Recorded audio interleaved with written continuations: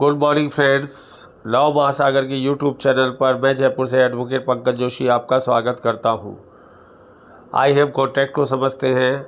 According section 2H an agreement which is enforceable by law is contract. कोई भी agreement, कोई भी करार जिससे लॉ के द्वारा, जिसे कानून के द्वारा प्रवर्ती करवाया जा सकता हो, वो सब कॉन्ट्रैक्ट हैं। तो all contracts are agreement. This is important point. Section 10 को देखिए जो कॉन्ट्रैक्ट को एलेबरेट करता है। All agreements are contract if they are made by free consent of parties. सारे एग्रीमेंट कॉन्ट्रैक्ट हैं वो यदि पार्टीज़ की फ्री कंसेंट यानी स्वतंत्र सहमति से बनाए जाते हो। दूसरा, कॉम्पिटेंट टू कॉन्ट्रैक्ट हो, जो पार्टीज़ हैं वो संविदा करने योग्य हो। For a lawful consideration with A lawful object, उस कॉन्ट्रैक्ट का जो कंसिडरेशन है, प्रतिफल है, वो भी लॉफुल होना चाहिए और जो उसका ऑब्जेक्ट है, उद्देश्य है, वो भी लॉफुल होना चाहिए। और next, are not hereby expressly declared to be void, और उसे किसी भी कानून के द्वारा शून्य घोषित नहीं किया जाना चाहिए, वॉइड घोषित नहीं होना चाहिए। और इट शुड बी राइटिंग, वो राइटिंग में होना चाहिए। In the presence of witness, witness की प्रेजेंस में होना चाहिए। एंड रजिस्टर्ड होना चाहिए।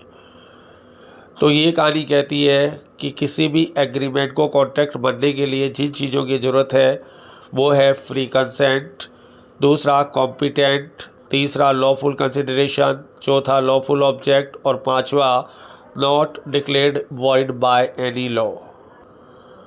अब कॉन्ट्रैक्ट बनाने के लिए एक वर्ड आया कॉम्पिटेंट टू कॉन्ट्रैक्ट। तो सेक्शन 11 में चलते हैं। Every person is competent to contract. कौन सा पर्सन कॉन्ट्रैक्ट बनाने के कॉम्पिटेंट है, योग्य है? सेक्शन 11 इसको एलैबोरेट करता है। तो देखिए, who is of the age of majority, जिसने वयस्कता प्राप्त कर ली हो। According to law which is he is to be subject, किसी भी कानून के अनुसार किसी भी व्यक्ति ने यदि मेजोरिटी की एज प्राप्त कर ली हो वो कॉम्पिटेंट है। पहला point, who is of sound mind and not disqualified from contracting bye any law which is subject. Sound mind का होना चाहिए, स्वस्थ चित्त होना चाहिए, उसका दिमाग कॉन्ट्रैक्ट की शर्तों को समझने योग्य होना चाहिए। साउंड माइंड का मतलब है जिस समय वो कॉन्ट्रैक्ट कर रहा है उस समय उसकी शर्तें, उसके रिजल्ट, उसका जो परिणाम है उसको समझने के योग्य होना चाहिए और उसको किसी भी कानून के द्वारा डिस्क्वालीफाइड नहीं होना चाहिए, वो कॉन्ट्रैक्ट करने योग्य नहीं है। तो धारा 11 सेक्शन 11 सेक्शन 10 कनेक्शन ले रहा है धारा 11 से। यहाँ पर कॉम्पिटेंट टू कॉन्ट्रैक्ट की शर्तें बताई गई है कि वो पर्सन माइनर नहीं होना चाहिए, अनसाउंड माइंड नहीं होना चाहिए, डिस्क्वालीफाइड बाय लॉ नहीं होना चाहिए, यदि मड नहीं होना चाहिए। यदि वो मड होगा, मड का मतलब होता है कीचड़, वो यदि मड होगा तो कॉन्ट्रैक्ट को भी मड हो जाएगा। वो माइनर नहीं होना चाहिए, अनसाउंड माइंड नहीं होना चाहिए और डिस्क्वालीफाइड बाय लॉ नहीं होना चाहिए। अब आता है, जब यहाँ पर आया साउंड माइंड या अनसाउंड माइंड को डिस्कस किया तो सेक्शन 12 कहता है कि कौन सा पर्सन साउंड माइंड कहलाएगा। सेक्शन 12 कहता है कि कौन सा पर्सन साउंड माइंड कहलाएगा। A person is said to be sound mind for the purpose of making a contract if at the time of he makes it he is capable of understanding it and to of a forming a rational judgement as to its effect upon its interest. कोई भी person जिस समय contract या संविदा कर रहा है वो साउंड माइंड का तब कहलाएगा जब वो उसकी शर्तों को, संविदा को समझने में पूर्ण रूप से कैपेबल हो, योग्य हो, उसके निर्णय के बारे में, उसके परिणाम के बारे में, उसके प्रभाव के बारे में वो पूरी तरीके से समझता हो। तो according section 12 a person is said to be sound mind. फिर इसमें एक जो आया, a person is usually unsound mind but occasionally of sound mind may take a contract when he is in the sound mind.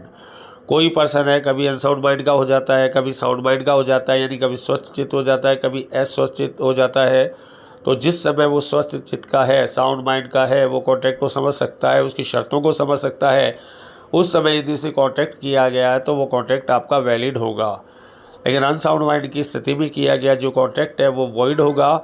जिस समय sound mind है, वो समझ सकता है, पूर्ण रूप से स्वस्थ है, उस समय उसने कोई कॉन्ट्रैक्ट किया है तो उसे संविदा माना जाएगा, उसे वैलिड माना जाएगा। ये सेक्शन 12 डिफाइन करती है साउंड माइंड की डेफिनेशन को। तो 2H जो था संविदा की परिभाषा देता है, डिफाइन कॉन्ट्रैक्ट। सेक्शन 10 शर्तें इम्पोज करता है, इम्पोज द कंडीशन कि कॉन्ट्रैक्ट बनेगा कैसे। ये कॉन्ट्रैक्ट में किन शर्तों का आना ज़रूरी है, तो 5 शर्तों का आना ज़रूरी है। 5 शर्तें होना ज़रूरी है। पर्सन कॉम्पिटेंट होना चाहिए, पर्सन जो है लॉफुल ऑब्जेक्ट होना चाहिए, लॉफुल कंसिडरेशन होना चाहिए और किसी भी कानून के द्वारा जो है वर्जित नहीं होना चाहिए, प्रोहिबिट नहीं होना चाहिए और स्वतंत्र सहमति होनी चाहिए। ये 5 शर्तें जब पूरी होगी तो 2H सेक्शन 10 में जाकर कॉन्ट्रैक्ट बन जाएगा। सेक्शन 11 और सेक्शन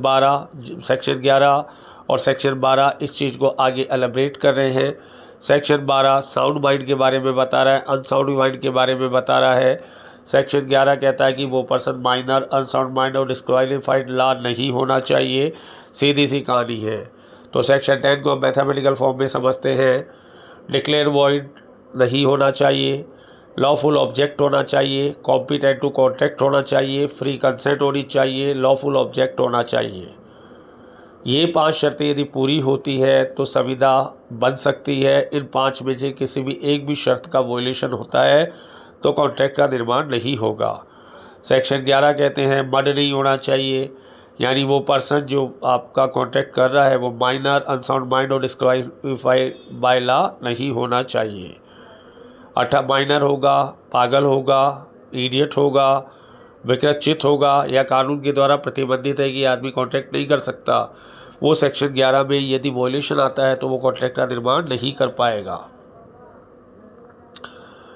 आइए नेक्स्ट पढ़ते हैं। एग्जाम्पल ऑफ सेक्शन 12 देखिए आप। As patient in lunatic asylum, एक पेशेंट है पागल खाने में। Who is at intervals at sound mind, वो कभी कभी अच्छा हो जाता है, कभी कभी पागल हो जाता है।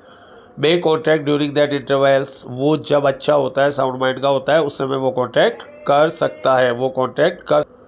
आइए सेकेंड एग्जाम्पल लेते हैं सेक्शन 10 को समझने के लिए। A sane man with delirious from a fever or is so drunk that he can not understand the terms of a contract or form a national judgment as to effect on his interest can not contract whilst such delirium or drunkenness. कोई समझदार आदमी है लेकिन या तो fever के कारण वो थोड़ा सा समझ नहीं पा रहा है, डेलीरियस है, वो थोड़ा सा उन्मादी है, या उसने बहुत ज़्यादा पी रखी है। अब दोनों ही परिस्थितियों जब कॉन्ट्रैक्ट के टर्म्स को नहीं समझ पाता है, उसके रेशनल जजमेंट को नहीं समझ पाता है, तो उस स्थिति में जब वो उस समय पागल है, उन्मादी है, अर्धचेतन है या ड्रंकनेस है, उस समय वो कॉन्ट्रैक्ट नहीं कर सकता है। तो उसकी जो कॉन्ट्रैक्ट की गई ऐसी परिस्थितियों में वो संविदा जो है नहीं मानी जाएगी। एक साइटेशन देखिए, इंदर सिंह वर्सेस परमेश्वरी धारी सिंह। केस का नाम है इंदर सिंह वर्सेस परमेश्वर धारी सिंह। देखिए, a property has been sold at the 77,000, एक प्रॉपर्टी बेच दी गई 7,000 के द्वारा, एक पागल बच्चे के द्वारा, पागल के द्वारा। विच एक्चुअल वर्थ इज़ 25,000, उसकी एक्चुअल वर्थ 25,000 रुपये थी। The mother had given proof that her son was idiot from the birth, उसका जो बच्चा था वो जन्म से ही जड़बुद्धि था। तो यहाँ पर कोर्ट ने डिसाइड किया कि जो इस बात को कंसिडर किया कि वो बच्चा जड़बुद्धि था, वो पर्सन जिसे कॉन्ट्रैक्ट किया वो जड़बुद्धि था, वो कॉन्ट्रैक्ट की शर्तों को समझने के कैपेबल नहीं था, इसलिए जो सेल था 7,000 में किया गया ये वॉइड था, ये कॉन्ट्रैक्ट वॉइड था, क्योंकि यहाँ पर जो पर्सन था जिसने इस कॉन्ट्रैक्ट को किया वो कॉम्पिटेंट नहीं था। वन साउंड या इडियट कैटेगरी की परिभाषा में आ रहा था। ऐसा भी नहीं था कि वो कभी स्वस्थ था, वो कभी अस्वस्थ था, वो इधर उधर घुमा करता था पागलों की तरह। तो जड़ बुद्धि पर्सन को कोई भी कॉन्ट्रैक्ट करने के लिए संविदा विधि प्रोहिबिट करती है। इसी के साथ थैंक यू वेरी मच।